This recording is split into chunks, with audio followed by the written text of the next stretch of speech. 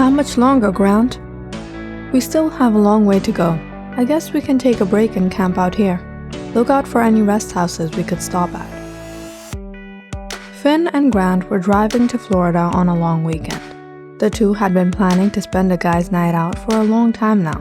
But with work and college, this was the first time in years that they had free time on their schedules. Stop the car. We can set up our tent right here. And I think I see some light up ahead. Looks like a small shop.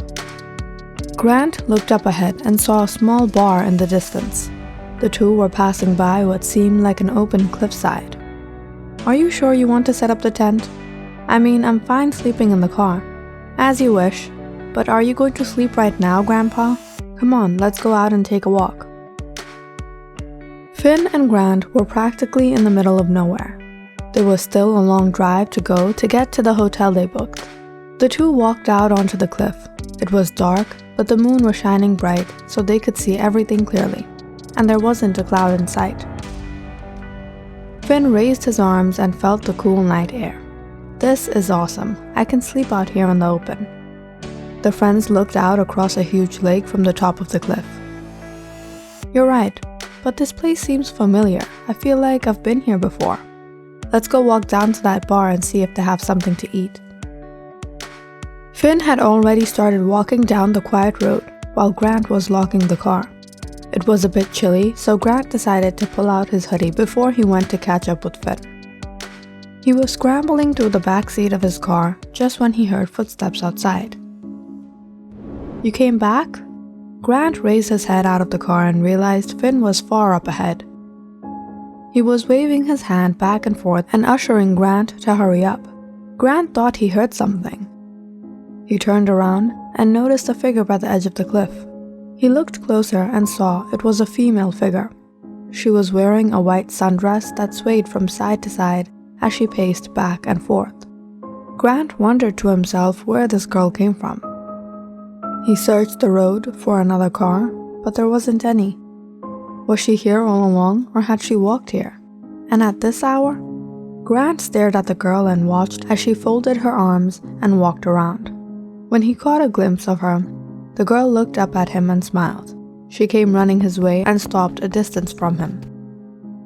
She asked, "What are you doing here?" Grant was confused. "Excuse me?" All of a sudden, it seemed as if the girl became nervous. She furrowed her brows and began pacing backwards. Grant felt a little uneasy. He didn't know what to say. He watched as the girl began running towards the cliff. "Who are you talking to?" Grant turned around to find Finn on the other side of the car. "I walked all the way there and I walked back, and you're still standing here. I was looking at this girl." Grant turned back to point, but the cliffside was empty. "What girl?" I don't know. I don't know where she went. She was asking me something.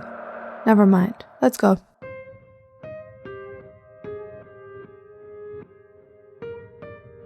When the two reached the bar, they ordered and sat down by the front counter. There was no one in the bar except for them and the bartender. Grant looked at Finn and said, "Finn, where did she go?" "Who?" "The girl in the white dress. She spoke to me." "She must have gone off. So what about her?" "No, Finn. There's no way she could have gone anywhere else. We would have seen her walking down the road." Overhearing Grant, the bartender came to the two and asked, "I'm sorry for bothering you two, but did you say girl out on the cliff at this time?" Grant looked at the worried face of the bartender. "Yes, I saw a girl out on the cliff, but she just disappeared before I could understand what she was talking about." The bartender went on to say, "You have actually reminded me of an incident that occurred decades ago. There was a young girl who had gone missing. People in this town still talk about her story." "Oh really? So what's the story? Who was she?"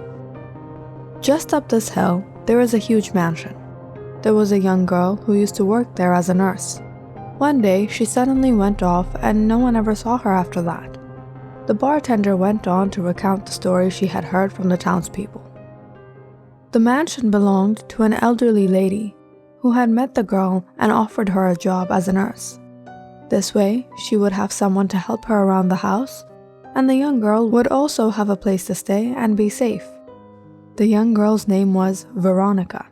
She was also very well known among the people, and it was due to the fact that she was a very beautiful and refined young woman. Naturally, she had many admirers who lived in this area. She liked all the attention she got from the young men, and she enjoyed being in their company.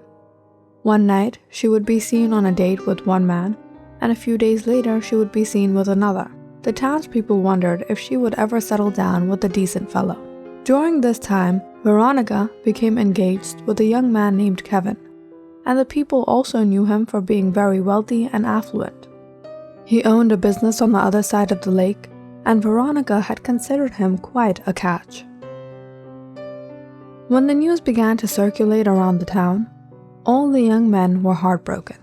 The townspeople all talked about all the men she had flirted with, all the dates she had been on, and how she used to revel in the attention paid to her. They murmured amongst each other that Veronica would most likely leave her fiancé sooner or later. She was involved with many men, and any one of them could have taken her fancy. It wasn't just the townspeople, but even Kevin's close companions would often warn him about Veronica. "Kevin, I'm telling you, she isn't someone you want to spend the rest of your life with. Have you heard what the people say about her?" "Forget what the townspeople say. It's all just rumors, Alex." The young man didn't pay heed to his friend's advice. He was happy with Veronica, and he was determined to marry her. Kevin spent his days taking Veronica out to eat, taking her to special destinations, and buying her the most expensive jewelry. The two were happy, and by the looks of it, everyone had assumed that they would attend their wedding very soon. "Kevin, try to understand. How will you live with a girl you can't trust? Don't marry this girl. You'll ruin your life. You know there hasn't really been any girl that actually ever liked me for me. They all want to marry me for my money. I have a feeling Veronica is different. But more importantly, I've got my hands on the most beautiful girl in town. You think I'm going to let this opportunity go?" Veronica had told the elderly lady she was living with about her relationship. Veronica had no family, not even a distant relative who could support her. The elderly woman cared for Veronica and adored her. She told her she would have to stay at the mansion as a nurse up until her wedding day, and she could have the wedding reception at the mansion. The elderly woman was rather upset that Veronica would soon leave her, and before that day, the woman wanted to do something nice for the young nurse. Just 2 days before the wedding, right before Veronica was headed off to bed, she received a message from a man that was passing by. Kevin had sent him to inform Veronica to meet him by the cliffside. Veronica just managed to get out of the mansion. She hadn't let the elderly woman know, and she thought she would be back soon. It was a foggy day, and she took her lantern and made her way down to the cliff. She was alarmed to find out it wasn't Kevin who was waiting for her. There, out of the fog, stepped out Alex.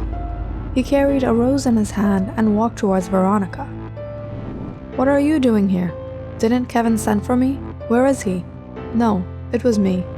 I just wanted to tell you, Kevin isn't the right guy for you. A beautiful girl like you deserves someone better. We could be together in happiness. Will you marry me?" "What? Have you gone crazy? Why would I marry you? Kevin might be boring and annoying, but at least he has money. What do you have? Why would I marry a loser? You are literally a parasite. You live off of Kevin's wealth." Just then, the two heard footsteps in the distance. They noticed Kevin had come. "What is going on? I took you as my brother. I trusted you. All this time you kept lying to me so you could steal the only girl I thought that loved me?" Veronica ran to Kevin to wrap her arms around her. But Kevin backed away. "Get your hands off of me. What the people say is true. You think I can't get another girl like you? They will all come running to me when I take out my wallet. If it's going to be for money, then I'll find another girl. A girl that will be better than you. This marriage is over. And as for you, I never want to see your face again." "Wait, no, you don't understand. Alex sent a messenger to the mansion. I thought you were calling me here. You've got it all wrong, Kevin." You guys think I didn't hear what you said about me? Kevin stormed away and Veronica and Alex were left alone again. After a moment of silence, Alex spoke out. Veronica, I still love you. I can't live without you, and I can't see you being someone else's. Huh, you think I'm going to fall for your nonsense? I wouldn't have married a loser like you even if you were the last man on earth. The next morning, the elderly woman couldn't find Veronica in her room. She noticed that the bed hadn't been slept in, and all her clothes were still in the wardrobe. She hadn't taken anything with her. The elderly woman became very stressed, and she called the sheriff. After exhaustive inquiries and continuous searches, Veronica's body was found in the lake under the cliff. The bartender finished her story and looked at Grant and Finn. Finn asked, "Do you think it was Alex that ended her life that night?" The bartender said, "Well, that's what's being rumored around.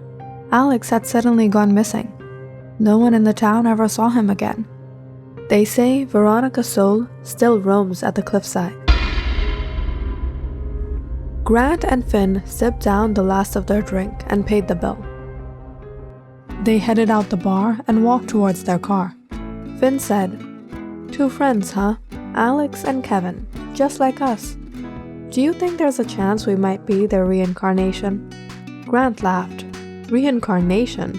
What nonsense. But if we were, you would be Alex, 'cause you totally live on my debit card." "Yeah, right. Maybe I live on your debit card 'cause in the last life you lived on mine." The two joked and unlocked their car door. Finn noticed a light shine in the back. When he looked back, he was horrified. Grant halted the car and looked back. There in the back seat of the car was a young girl, the same girl that Grant had seen on the cliff. Looking at them, she spoke. "Alex? Kevin? You came back?"